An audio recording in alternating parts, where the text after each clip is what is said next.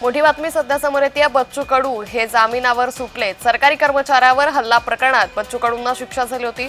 बच्चू कडूंना 3 महिन्यांची शिक्षा सुनावण्यात आली होती आणि 10,000चा दंडही आकारण्यात आला होता। न्यायालयाकडून बच्चू कडूंना जामीन मंजूर करण्यात आलेला आहे।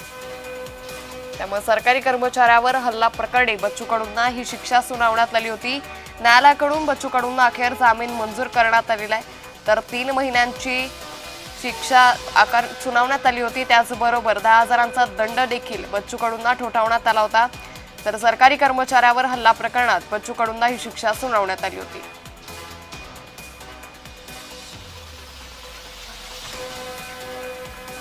तर न्यायालयाकडून बच्चू कडूंना जामीन मंजूर करण्यात आलेला आहे।